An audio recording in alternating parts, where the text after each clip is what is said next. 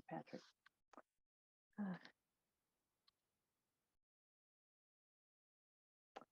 Morning, friends. Palmer and I are joining you from beautiful Fairbanks, Alaska. We're in our hotel rooms because obviously we didn't want to miss this. But for me, I'm a little out of sorts. I couldn't remember how to make my co-host. So sorry about that little weird start there. But yeah, we'll give it a couple minutes. We have about 34 people joining us this morning. So thank you for taking time out of your day to join us for this webinar. Actually, I'm going to go ahead and get it started. So this is our March webinar. It's dueling credits, AP versus concurrent credit. And our wonderful host, Patrick O'Connor, is here again to share all of his wisdom, and gave us a nice treat at the end. He was just telling us about it. Very excited to hear about CLEP testing that he's going to share with us at the end of his presentation. So just a couple of housekeeping items. Chat is disabled, but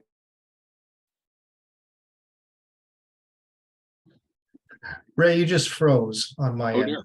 Did she freeze for you too, Patrick? Oh, I froze. Yeah. Ray, you froze. Oh, you're back. Cute. Hotel am I back? Wi-Fi. Hotel Wi-Fi. Yeah, Hotel, yes. No. Am I back? Okay. you're back. Chat disabled, Q&A enabled.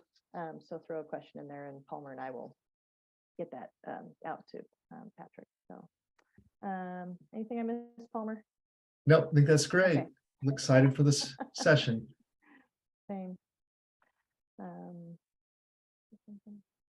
Again, it's recording, so we'll get that out. The link for the recording takes about 4 days, I think. I think by Monday you'll have the recording if anyone wants to watch it again. Yeah. Awesome. Great. Well, Sorry. Hey, Patrick. Sorry, I should have thrown it over to you. We good? Made Good. it silent Okay. instead. Great. Thanks, Ray. Thanks, Palmer. Good morning, everyone.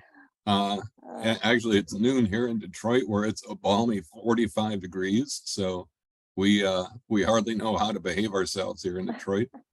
But actually, the scary part is we do. Half the guys I saw in the supermarket this morning were wearing shorts. So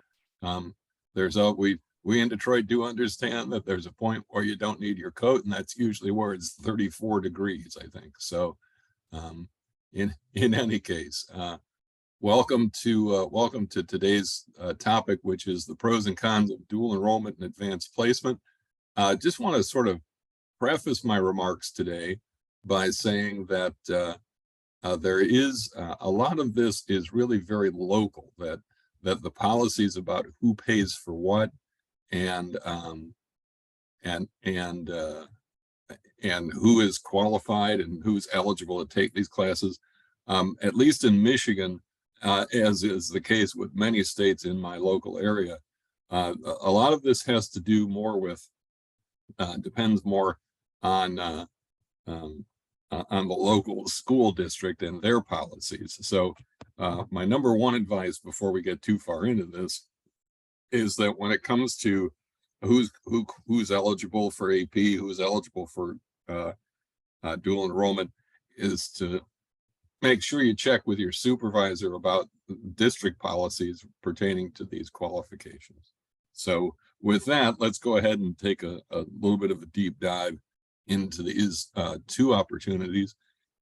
And then we're going to spend just a little bit of time talking about a third opportunity that also exists for college credit that's really much lesser known, but meets the need for quite a few students, especially students who may just be sort of coming into their own as juniors or seniors, maybe they didn't get the fast start as freshmen and sophomores, and so don't qualify to take AP courses. There's still some good college options for them too. So anyway, let's take a look. We're going to review a dual enrollment, review AP testing, and then compare the two. Please feel free to ask any questions you might have along the way, and we'll be sure to get to those. We'll have plenty of time for those at the end today for sure. So, okay, here's sort of the ground rules for dual enrollment. This is where students basically sign up for a college level course that grants both high school and college credit. So in taking the course, the student is a high school student, and they are taking handling college level material. that ultimately will give them both college credit and high school credit at the same time. Dual enrollment plans are typically agreements between a college and a high school. In some cases, the agreement is between the college and the state, and sometimes the agreement is between the college and the school district. But in any case, there usually is some kind of formal contractual agreement at some level that talks about what courses will be offered, who's going to pay for what, and where the courses will be held. And that takes us to point 3 on this slide. Some dual enrollment classes are taught at the high school. In fact, here in Michigan, that's not an uncommon case at all. That proves to be kind of important, believe it or not, because there are some colleges that in order to accept dual enrollment credits will want to know where the course was actually taught. And if it was taught at the high school, there are a few colleges, not a lot, but there are a few colleges out there who actually will not grant credit for a course if it was taught in the high school. So as you think about advising your students, you might want to take a minute and speak to the admissions officers at your 10 most popular colleges and ask them what their policies are regarding accepting credit for dual enrollment and for accepting AP credits, because you'll find that these policies vary greatly from college to college. We'll talk more about that later, but again, something you want to keep in mind is that particularly with these two issues, colleges can sometimes will have their own individual policies. So, okay, eligibility for dual enrollment. Again, most of those are typically made by the high school or the school district. Again, in some cases, they are made by the state. At one point here in Michigan, for example, students had to pass a basic skills test in the 10th grade to qualify for dual enrollment. So again, that's something you really want to make sure, check out with your supervisor and understand which students would qualify for dual enrollment.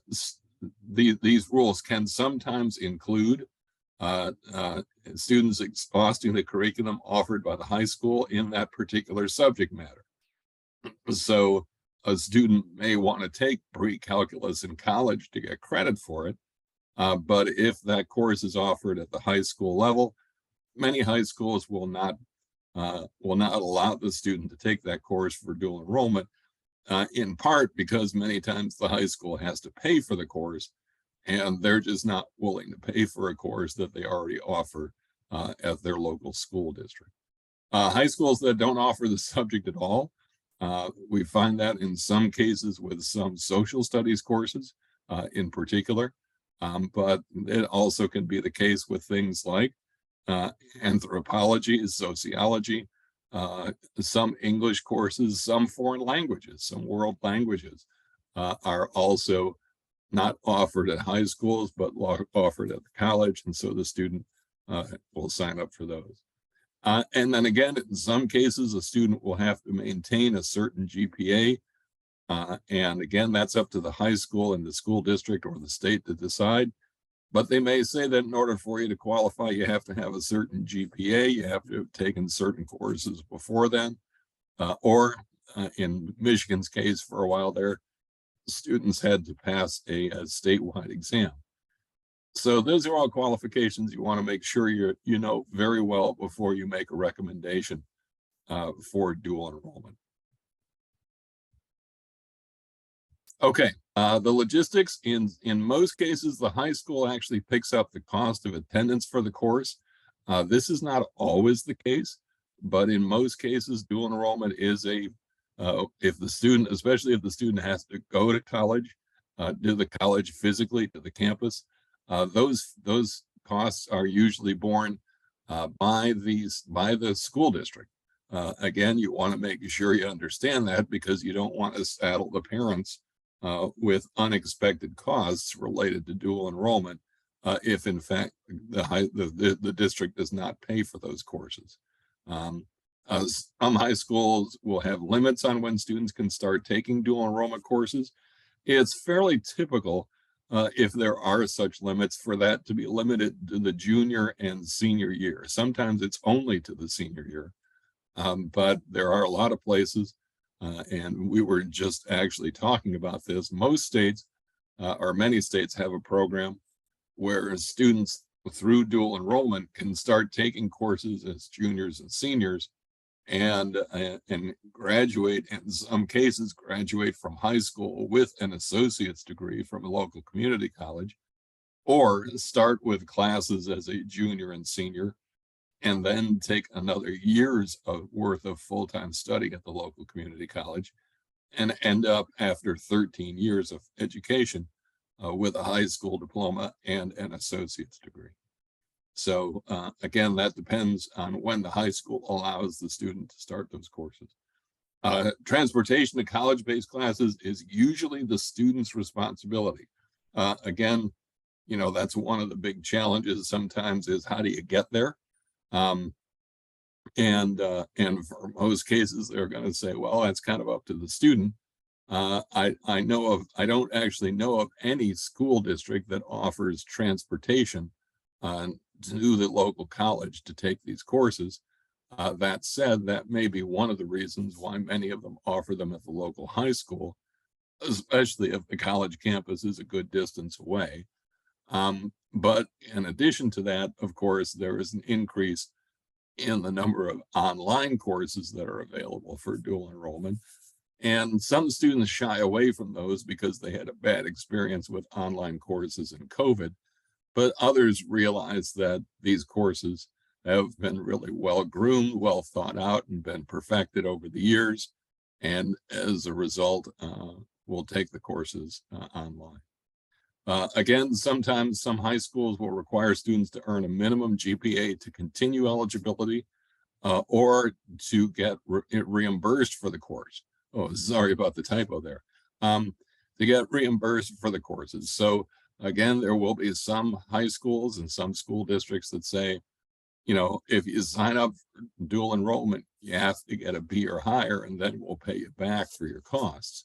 So again, if there is a reimbursement policy at your school district, you're going to want to make sure you're familiar with that and you explain that thoroughly to the student, since there is usually money involved in that experience.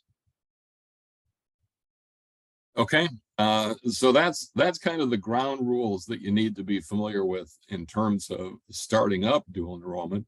Now let's talk about the back end. When the student has finished the course, and now they're attempting to try and transfer that credit to the college they'll be attending after graduating from high school. Well, as is the case with all transfer credits, credit standards are up to each individual college. There are some cases where those credit standards are up to the state, have been established by the state. And so again, you want to be familiar with those in terms of what's required in your state. Credit may depend on the course grade and the course content. Again, if, for example, if your student has taken an American government class, I actually teach American government at a local community college. And I can tell you that the transferability of that course depends on two big factors. One is what grade did they get? In most cases, they have to get a C or higher. Secondly, what was taught in the course. And there may be some colleges who will go so far as to request a class syllabus from the instructor in order to assess what was taught, to make sure that it lines up with the course that they offer at their university. Some colleges do not accept, and I talked about this briefly, I think, earlier, some colleges do not accept dual enrollment classes that also earn high school credit. Again, there's not many of these, but you obviously want to know that ahead of the game. So if at these colleges, the student has a course that they needed as part of high school graduation requirements, that's on their transcript, the college will not allow that to count as college credit because they won't allow it to count for two things at the same time. Now, if you're thinking, boy, that sure sounds like that kind of defeats the purpose of dual enrollment, you're absolutely right. It does. It does give the student the advantage of taking advanced courses in high school, which of course is another one of the goals of dual enrollment. But it also means the college is wants to make sure that the student takes as many courses at the college level as possible, which can have some academic rationale, but unfortunately all too often has simply an economic rationale attached to it.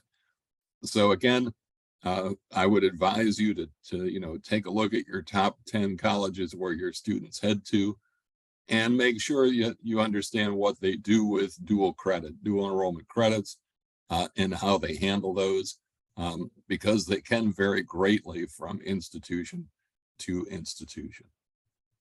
Okay, so I can tell you from experience that I've had a lot of students take dual enrollment credit, and the biggest challenge I think they find, there are two of them. One would be the logistics of actually getting to class.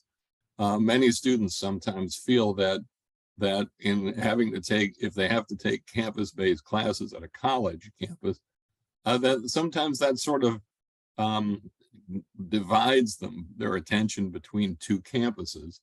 And they sometimes feel like they get a little cheated by some of the social events of senior year if they have to spend time driving to a college campus, or more time doing college level work. That's the second issue that seniors, that your dual enrollment students should pay attention to. This is, college is sometimes seen by a lot of students to be grade 13, and that's not really the case. It takes much more time to study for the average student for every credit hour, rather, that they're in a classroom. They're going to need typically at least 3 hours outside the classroom to prepare for that 1 hour classroom experience. That's typically not the amount of time they devote to preparing for a high school class. So this demand is greater and has a higher level of expectation. So I would, those have sort of been the experiences that students have told me. Number one, get ready for way more homework than you think. Number two, make sure you do it on your own, because many colleges, as we all know, these classes might meet once or twice a week. And the students are used to classes typically meeting every other day or 3 or 4 times a week. And that puts a greater onus on them teaching themselves, or advocating to spend more time with college professors. So number one, get ready for a lot more work. And number two, keep an eye on things to make sure that your social activity at the high school is everything you want it to be, given everything you have to do at the college level as well. Okay, so again, there's a quick introduction to dual enrollment.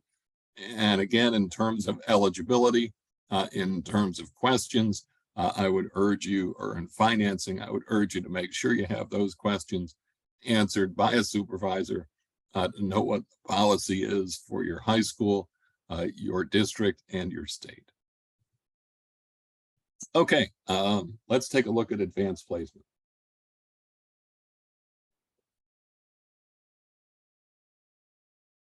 Okay, so AP, advanced placement. This is where students earn college credits for classes that are taken in high school. Obviously, the curriculum of that course is a little more advanced than a typical high school curriculum.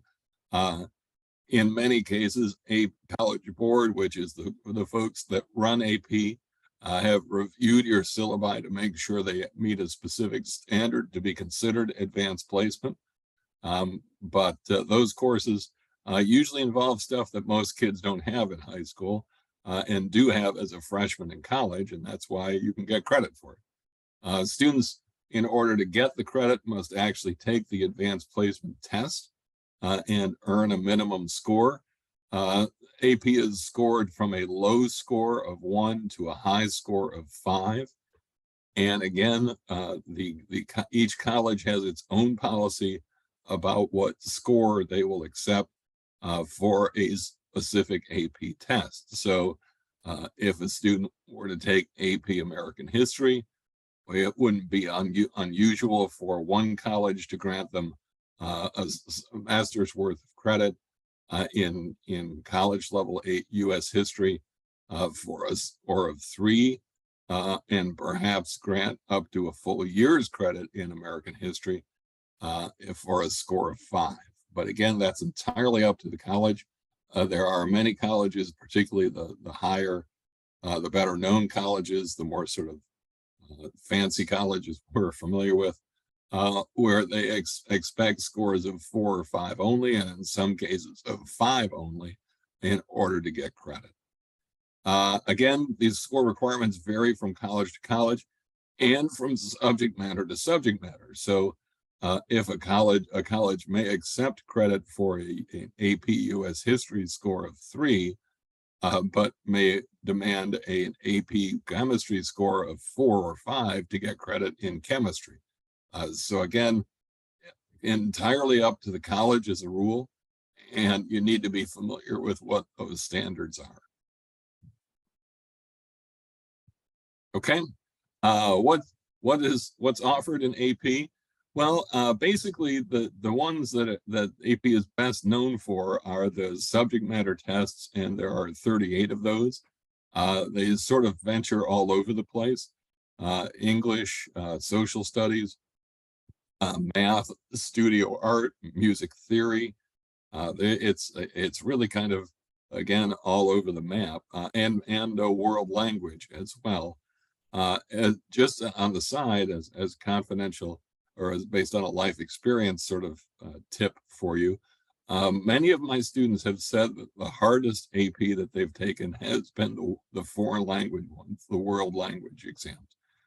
That's in part because nearly all of the world language exams have some kind of spoken requirement, where the student actually is asked questions in the language and is expected to respond to them through a recorded element as well.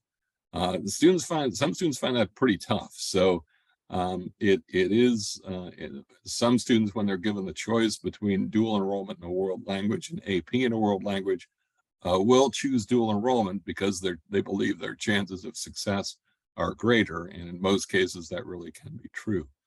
AP does, however, offer 3 other programs that are a little more based on research and sort of almost even independent study, and that's the AP research class, where students explore one topic in depth, pretty much by themselves traditionally, and AP seminar, where students explore multiple topics, and will actually explore those as part of a team at certain points throughout the year. If the student successfully completes those 2, AP research and AP seminar, in their high school career, they can go on to then qualify for what's called AP capstone diploma, where they receive that credential simply for completing both of those courses in high school. Little uncertain as to exactly what colleges do with an AP capstone diploma, since they tend not to be subject-based, but the option is indeed there. Okay, eligibility. Many students are surprised, and many parents are surprised to hear that students do not have to take a formal AP class to take the AP test. And in fact, I have worked with students who, for one reason or another, ended up taking an AP that they basically had studied for, and their preparation for this in some cases was an independent study with the teacher, because of a scheduling conflict at the high school where they couldn't take the actual class, and so studied it under the teacher's supervision during a different period. It may be the result of summer study that they've done other places, either at summer school or through summer programs at colleges. But in any case, students do not have to take a formal AP class in order to take the test. They do, however, sign up for the test through the high school, even if the high school doesn't offer the test or the class. AP classes are offered in many high schools. Not all high schools offer AP, but some will offer courses that prepare students for the AP without meeting College Board's requirements for syllabus that they consider necessary to call the course AP. So your high school may offer, for example, an advanced chemistry class that may very likely meet most of the requirements for an AP preparation. But if they're not meeting all of them, they can't technically call it an AP course. That doesn't mean you should discourage the student from taking the AP test. In fact, I was at one school where they brought a brand new physics teacher in who changed the curriculum, and it didn't qualify for any of the AP qualifications according to College Board. Yet the students took the AP physics tests and scored 5s across the board. So obviously that instructor knew what he was doing and didn't really care whether they called the course AP or not, because it prepped the kids for the AP test very nicely. Some high schools require certain GPA or other requirements to take an AP class. Again, that's largely up to the individual school district or the individual high school. But in many cases, students do have to take advanced coursework prior to signing up for AP, and that's entirely up to them. It's also important to keep in mind, folks, that AP tests are only offered once every year, and that's in the spring. So students, it's kind of a hit or miss thing. You either take it in the spring or you don't, and that's just the way that goes. So keep in mind that they're only offered once a year. Okay, each AP test has a fee. It's typically $97 in the United States. Students sign up for AP through their high school. And in many high schools, counselors are actually the AP coordinators, and my heart goes out to the AP coordinators out there because there are so many students now requesting special needs that are granted through AP. I remember I talked to one AP coordinator a few years ago who actually needed 6 different rooms just to offer the AP art history exam based on the special needs of the students who were taking the test. Fee waivers are available for low-income students. Some high schools will actually pay for the AP fees directly through state money or money of their own. But again, fee waivers are available. Most of those fee waivers pay for part, but not all, of the AP test. College Board's rationale for that is they expect that if the student truly is in need, then the school will find a way to take care of the rest of the cost that the fee waiver does not handle. And students will want to keep in mind, as should counselors, if you order an AP exam and the student ends up not taking it, somebody ends up paying a fee for that test anyway. So if you ended up taking an AP, or if a student decides in the fall to sign up for the AP test and then decides not to, somebody's going to have to pick up typically about a $45 to $50 fee for a test, even though the student didn't take it. So that's important to keep in mind. There are also some high schools that have policies that indicate that students who take an AP test must take the AP test in that subject matter. I'm not quite familiar with why that is, but in any case, that is a policy by many schools. So again, it's important to be familiar with what the expectations are for the students in your AP classes, if you indeed offer AP classes. Okay, so now let's talk a little bit again at the end of this. The students have taken the test. What do colleges do with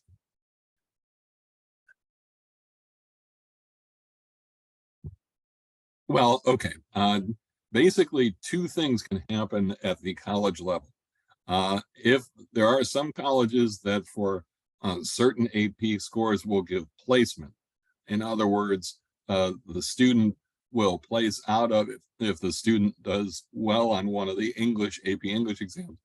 The college may decide that the student can skip freshman English and go directly to sophomore English, but they will not give them credit for that course. They'll simply say, yep, you have that skill set, so you get to start with a harder course.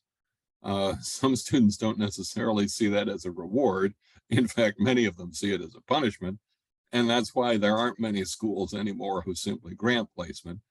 But that can come in handy if it waives a requirement. So for example, if a school has an English requirement that says all you have to take is freshman English, and your AP score gives you placement in beyond AP freshman English or beyond freshman English in college, then you've met that requirement, so you don't have to take that requirement. So with some required courses, placement is great. With others, it just means you're going to start with a harder course in freshman year. And students really need to think about that. A lot of times they don't, and they end up, taking 2 or 3 AP courses and suddenly find themselves starting out their college career, taking 3 sophomore level courses. And again, those courses, there's a lot more to this in terms of not only content, but the 2 things that make a college course different is its pace and its volume. It teaches more stuff, and it teaches more stuff in a shorter amount of time. The students need to get used to that, along with the third factor of they teach it a lot more time, a lot less time rather, not only just in terms of calendar, but also in terms of the number of times they meet. So students really are responsible for more of their learning in college. And if they're not ready to do that, they may want to think twice about loading themselves up with too many AP credits. Right, credit, of course, we're all mostly familiar with that. This is where they give you 6 credits or 3 credits. And it used to be that many colleges, if you took the right 4 AP classes, I want to say it was English, math, US history, and one of the lab sciences, that many colleges would then give you sophomore status because they would accept your credits, assuming that you got a high enough score. Many colleges, that's still the case. Students will want to keep in mind, however, that one of the things that does at many colleges is it means college is more expensive. There still are many public institutions, for example, where once you start taking junior level courses, you pay more than the freshmen and sophomores do. And so, it's certainly a good thing to take. If you take 4 AP classes at $100 a piece, you can end up saving a good amount of money by being promoted by taking a year's worth of college courses through AP. But some of that's going to come back out because you may need to end up taking more higher level courses at a higher price. Again, not all colleges accept AP tests, and some only take some AP tests. There are some colleges that won't do AP at all. They believe that college is a 4-year experience. And so if you're going to come to their school, you're going to be there for 4 years, and that's just the way it goes. Some will only take some AP tests, and that largely depends on the faculty. I remember, for example, a student who was applying to the Eastman School of Music at the University of Rochester in New York. And at that time, Eastman didn't take any music theory credits. They said, yeah, that's nice. I'm really glad they understand a lot about music theory. They don't understand it the way we teach it, and they have to experience that. So that's just the way that was. I don't know if that's the case now. So keep that in mind. Eastman's a great school for your music students. But again, that's just the example that comes to mind. The minimum score for credit and placement is entirely up to the college unless that has been superseded by the state. And so that's to be considered. And then students transferring colleges need to resubmit AP results to their new college. So, if you apply to Michigan State and Michigan State looks at your AP scores and says, okay, that's worth 18 credits here at Michigan State, you get those 18 credits as long as you graduate from Michigan State. But if at that point you transfer to, say, U of M or Central Michigan, they're going to reevaluate your AP credits and decide what they're going to give you based on their standards, not on Michigan State's.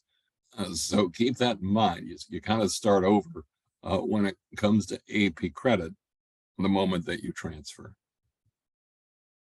Okay, so then of course the question that a lot of people ask is, well, which is better? And of course, this is counseling, so the answer, of course, is it depends.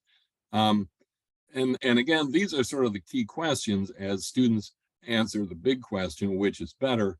These are the key questions for students to consider. What are the policies for accepting each at your college? If the student knows what college they want to get to, they should be familiar with their dual enrollment policy and their AP policy. And if it turns out that one gives them a chance to earn more credits, then likely that's the path they should take. At the same time, they need to keep an eye economically on what the high school's policy is for paying for each. If the college they're heading to is okay with either dual enrollment or AP, and the high school only pay for AP classes, again, that could be a factor that tilts it in the favor of AP. Does the student have access to transportation to a college campus? If college campus is going to be part of that experience, and I think it would be great for students to do that, by the way, then they have to make sure they have to get there on a reliable basis, and that can be an issue for many families. Which will fit in with the student's schedule, both during and outside of school. Again, this is something we talked about earlier, where there have been some questions in the past about, does the student have enough time to really experience high school as a senior if they're off campus half the time? In addition, there are, of course, students who work, and there are also some students who have family commitments with babysitting and family duties. So they have to look at the whole schedule here and make sure that that's going to fit in their lives, in addition to the extra study time they will need to have for these courses. And finally, does the student have any transfer plans?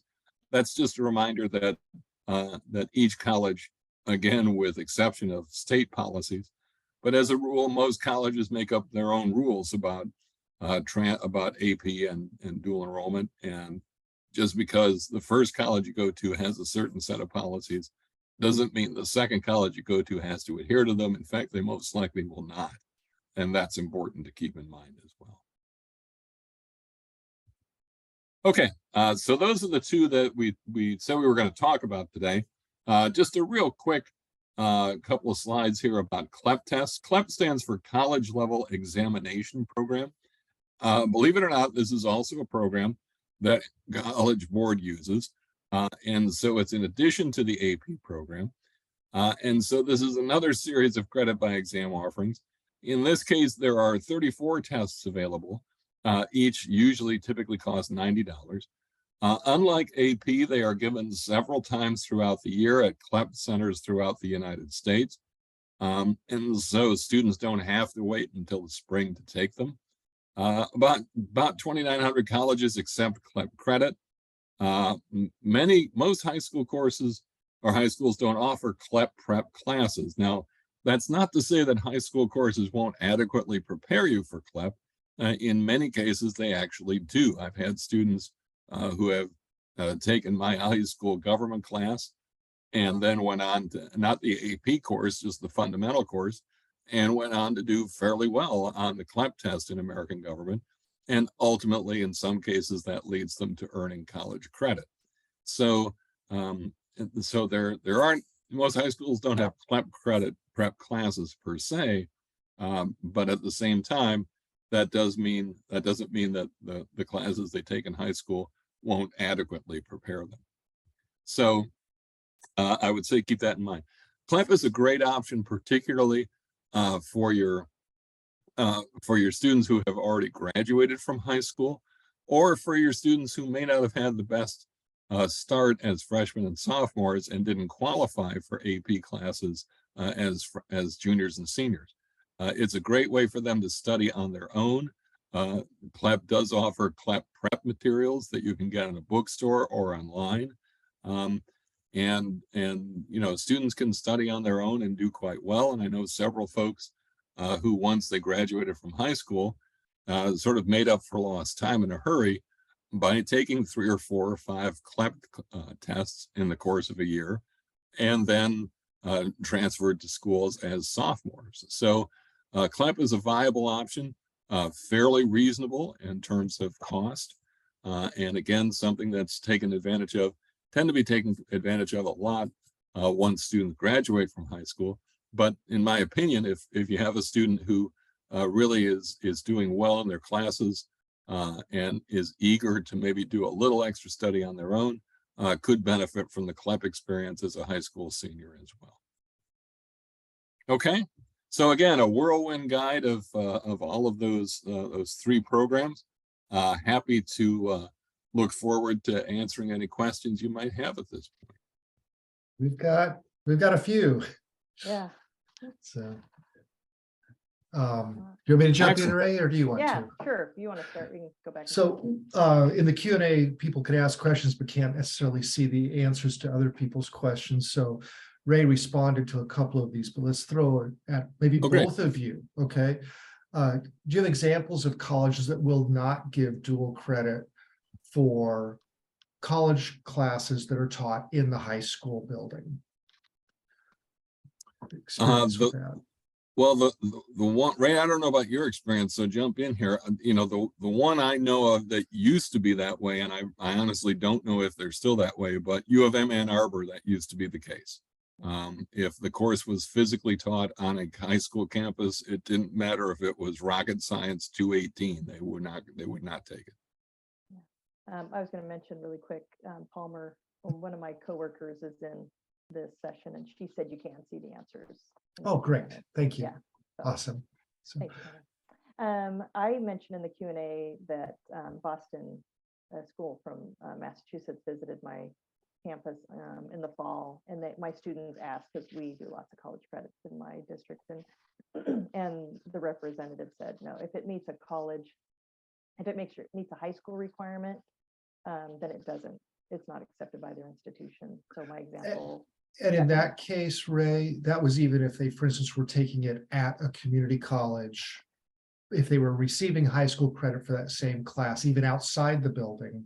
Yeah, I'm assuming that's what, we transcribed it if they took American government. Political science on a campus. Palmer, I'm familiar with that as well. And in that case, that's where they're saying if it was a required course for graduation, they wouldn't take it. What that question that leaves open is, well, what about electives? You know, if you're taking an English literature elective for dual enrollment, will the college accept that for credit? And that's a different question, and students need to make sure they ask that. Right. And there were lots of questions in the Q&A about colleges that don't accept credits. I don't think there's a quick guide anywhere that shows that. Maybe someone in the Q&A knows. But I told students or instructed or suggested, go onto the website, see if there's a transfer guide that talks about high school credits earned in high school. So we use those quite often. Yeah. And College Board used to. I was not able to find it in a recent search, but at one point College Board used to have that list.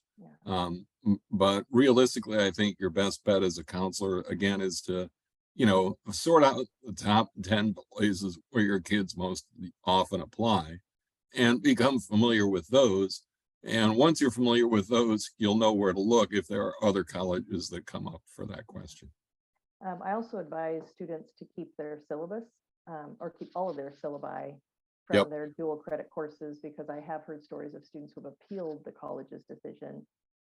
We have students that have gone out of state, like the further, I'm in Idaho, so the further east they go, it gets a little trickier because those colleges don't know our institutions, even though they're accredited. So they've appealed it and submitted their syllabi, and that they've had those come back favorable to them. So even before we started the webinar, Patrick, we were talking a little bit about Running Start, the program in Washington State where students are able to, during their junior and senior year, even potentially do community college full-time and earn an associate's degree. Right. Those types of programs, do you have any insights on how those credits might be accepted in other states outside of Washington or outside of Oregon? And I have some thoughts on that, but why don't you start with it? Yeah, I have to admit, Palmer, most of the time with we have that program here in a similar program here in Michigan, and usually it's pretty easy to get in-state public institutions to accept those credits, since the state is also their source of funding. But typically the experience once you get out of state is, again, it's sort of case by case basis for us in terms of will they take that degree, will they take the credits, and again, I don't have a lot of direct experience with that, but I can tell you that it usually is going to be a typical case by case situation. Like any transfer question is. Correct. I would say from my experience, these are courses that are transcripted by a college and accredited institution. And so my experience is they typically will be accepted in other states, but it varies. Yeah. This is an interesting question. I have heard of dual enrollment courses impacting at the graduate level. For example, math was taken too long ago because the student completed it through dual enrollment while in high school, or science, and the graduate program won't accept. Have you heard of this concern? Any thoughts on that? Yes, I have, not as it relates to dual enrollment, but as it relates to time since course was taken. And so that is definitely a consideration. But on the other hand, that would be a consideration even if it weren't a dual enrollment course. So, but yeah, there are some places, particularly in math and computer, where a 5-year limitation is true for grad school, and the student simply has to take the course all over again in order to qualify for that requirement. So yes, I am familiar with that. AP capstone. Do selective colleges really care about this in your experience? And what about less selective colleges? Yeah, I got to admit, AP capstone, I'm not hearing a lot from the colleges about it, quite honestly. I think it's a relatively new thing, and I think it's relatively obscure. That said, given what it's supposed to do, I can see some huge advantages for students to take it as an elective, simply because, and I say this with all respect to my high school teaching colleagues, but as a college instructor, I can tell you a lot of students come to college with no research skills whatsoever, and that's really going to mess them up. I mean, I don't have much of a requirement when it comes to research, and if you can't get through my class with the basic bones course, then something's really wrong with your life. So, I can see some advantages in terms of the experience of college, but in terms of how colleges view it, I've got to tell you, that's never come up as an issue in my discussions with colleges. But having said that, I wouldn't hesitate to ask.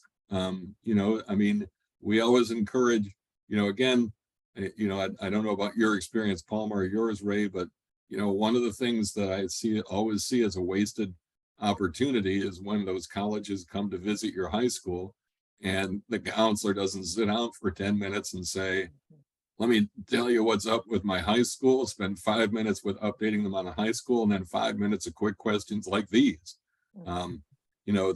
That person is a wealth of knowledge, and they most likely are the person who's going to be reading the application. So it's really to your advantage to make them feel at home and not just say, oh, well, sorry, I got to do lunch duty. That's just nuts, in my opinion. So that's a great question to ask for those visits. And be prepared for the admissions counselor to not have the answer to some of them, but to be able to come back to you later. Right. With it. Oh, sure. Do colleges, maybe particularly selective colleges, use AP test scores as part of the admission decision process? Yeah, the answer to that is no. And the reason why is because not all students who take AP submit them. Generally speaking, if you look on Common App, you can put your AP scores in on if you want to, but you don't have to. And I generally recommend that students not do that for a whole host of reasons. But no, typically when a student applies to college, they do not share their AP scores with the college, and most colleges are not expecting it. So Um, go ahead, Ray, Go ahead. please. Well, I was going to say this one, I might have to ask for a follow-up. So it says, do you know if if students who don't take the AP class to their high school, but want to take the AP test, can they qualify for a fee waiver based on income? I guess. I believe unless school policy prohibits that, I believe the answer to that is yes, they still can request the waiver. Yeah. This is great, great one. Currently, our district is debating weighing dual enrollment like AP courses. Can I have an opinion on this in your experience? Sure. Yeah. Hey, I'm a counselor. I'm always happy to tell you exactly what I think, you know. My experience, honestly, is I think it should be both. In some cases, believe it or not, I'm actually an advocate that would suggest that dual enrollment should get more weight in the high school GPA than AP. And I say this again with all respect to my high school teaching colleagues, but when you take a dual enrollment course, you don't get graded specially just because you're a high school kid. You know, you get treated like you're a college kid. And so you have to have those research skills. You have to have those advocacy skills. You have to have the executive skills necessary to function as a college freshman. And that's a whole skill set that is dramatically different in most cases than making it through high school. So to me, I think the least that a high school can do is recognize the extra demonstrated talent a student has to show in order to get through those dual enrollment credits by weighing them at least as much as AP credits, if not more. And again, that's just my opinion. Can I ask so this I think came in as anonymous, but I'm just going to ask if the person who asked that, if you have success with your district in making that change, could you reach out to us? I'd love to know. Me too. Because I haven't seen that yet, and I feel the same way in my district. Yeah. Okay, so any thoughts on suggesting homeschool student take AP tests as a way to demonstrate rigor? The student participates in classical conversation courses. Okay. And can I insert another question just in case it might be helpful? How would a homeschool student access AP exams typically? Is there any guidance on that you could provide? Yeah. So, well, again, this is where we start to get into district policies and state law. What I can tell you in Michigan is that if a homeschool student has the right to access everything in their local public school as if they were a public school student. So if a homeschool student wants to be on the football team, they get to try out. If they want to be in the marching band, they get to try out. If they want to take AP courses, then the high school is responsible for making sure the student enrolls. And so if there are any homeschool folks out there who want to do that stuff, chances are they know their state law way better than I do because they're living it. Just contact your local high school and find out what the policies are and go from there. The original question Ray had is this a good way to show your ability? Sure. I mean, it is, in fact, to the point where there are some colleges that welcome that opportunity. At one point, I believe there were some schools who asked for those scores specifically if you took them. So yeah, feel free. But again, my advice would be ask, if you're a homeschool parent, ask the admissions office what role AP plays in the admissions office decision before sending the scores. Because if your scores aren't great and they consider them and they don't want them, then you probably shouldn't send them. So you want to really give that some thought, and again, on a case-by-case basis, but know what you're walking yourself into. How is CLEP perceived? Yeah, so I guess it should be noted that there are a lot of what I guess we would consider to be sort of upper end, what I call the Wall Street top 25 schools. Many of those institutions do not accept CLEP classes or CLEP credits because they feel the rigor that CLEP measures is a little less than AP. So it would not surprise me if out of those 2,900 colleges that accept CLEP, that most of them, or at least half of them, would likely be community college. So, and again, I work at a community college. I'm a huge advocate for community college, but community colleges exist in order to increase access to higher education. And so their standard and their mission is different than a Yale or a Harvard, for example.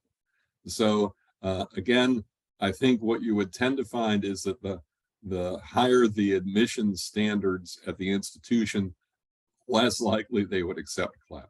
But always ask, you know, as my father used to say, all they can do is say no, and no never killed anybody. Yeah.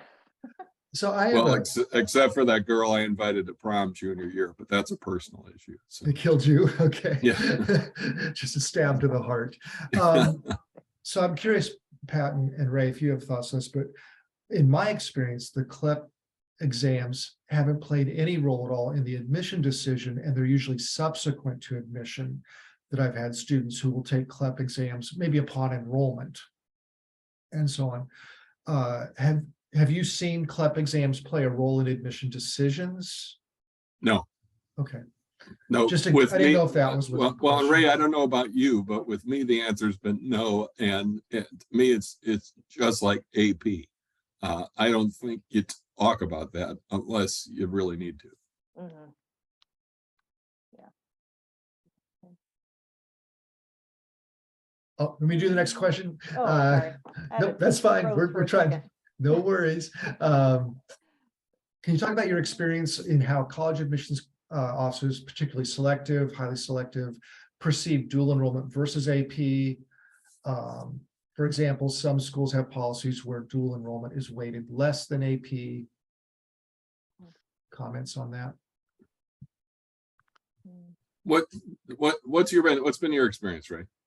I haven't noticed that actually. Just because they're not weighted currently.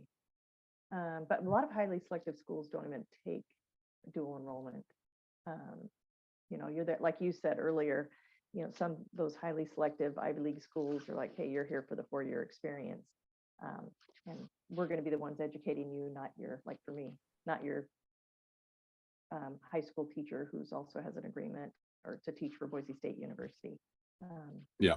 So I guess I haven't run across that where they're weighting it. I guess I don't know. I'm sorry, I don't know how to answer that question.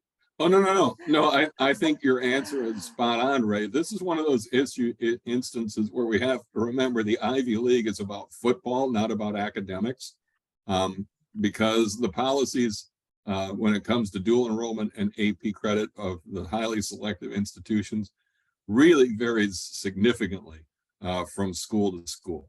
And so again, this is one of those questions where if I tell you what I think the pattern is, you're going to assume that's the case for all 25 of the hot Wall Street 25, and it won't be. So my counsel to you once again is, you know, if the rep comes to your school, this is part of that question. If they don't come to your school, call and make a 10-minute appointment and tell them you need only 10 minutes and ask these key questions. It's especially if they don't come to your campus, you're going to want to spend 10 minutes with them if you can to get to know them and to make sure you establish a relationship with them. And this is a great first question to ask about that right out of the box. And if they give you a straight answer, you'll probably be lucky, quite honestly.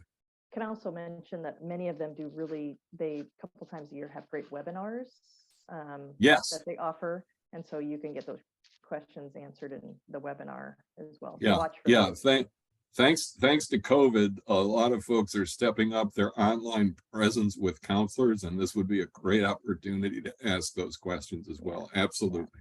Yeah, and absolutely. The highly selective that have been a lot of these questions in the Q&A. The highly selective schools often team up for their webinars too. So watch for those.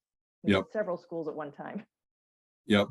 Well, I don't know if they do them anymore, but that also used to be the case with counselor breakfasts. Oh, yeah. You know, they come out and make you eat bad eggs and then they ask for questions and nobody says anything. This is the time to ask those questions. Yes, yeah, for sure. These are great questions in the Q&A. Great. Yeah, questions. yeah, love this. This Good. is wonderful.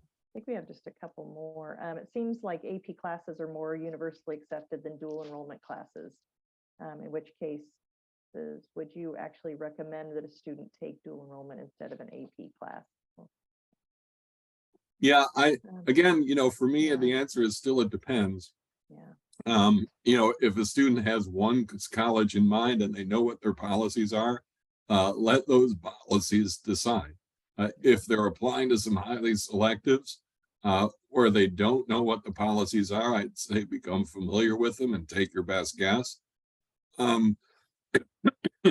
But yeah, it's important to keep in mind that now in particular, for about the last 15 years, College Board has been very fussy about who gets to call something an AP course. So there have to be certain standards in those courses. And so I can understand why some colleges would give the nod to AP over dual enroll. That said, if your school district is in the spot where dual enrollment makes more sense for your kids, talk to the admissions officer and say, look, like as in my case when I was at Roper, so look, the physics guy, teaches physics a certain way. We can't call it AP because the College Board won't let us. We haven't had a kid walk out of here who took AP physics that got anything less than a 5. So, you guys can tell me dual enrollment doesn't work. I'm telling you with this guy, it does. So if there are some special circumstances, make sure your college admissions officers know that. I think we're at the top of the hour, but thank you very much, Pat. Yes. Oh, sure. Thanks for the questions, folks. This was great. Yeah, such a good question. Thanks everyone for joining us. Our next and the last webinar, believe it or not, is on April 12th. And the webinar revolves around school profile and what colleges are looking for. I know that's my question all the time. Do we keep it 2 pages, 1 page? What do they really want to know? I'm looking forward to that. I do know my counselors in Idaho. I wasn't thinking ahead. And when we scheduled this, it's on our state SAT day. So many of our juniors around the state are testing. So I know my counselors in Idaho probably won't be joining us, but I'm looking forward to seeing the others in the We will Panac record it. Yeah, and it will be recorded. Yes, as always. So. Yeah, yeah. And actually, all you Idaho counselors, Ray's going to throw a viewing party at her house a week later. So make sure you get her address and bring tacos. She'll be very happy. Okay. So just do that. And life will be the entire state of Idaho showing up at Ray. Yeah. We'll fit you in. Yeah. Thanks a lot, everyone. Yeah, thanks, guys. Enjoy the day. Stay warm. Bye.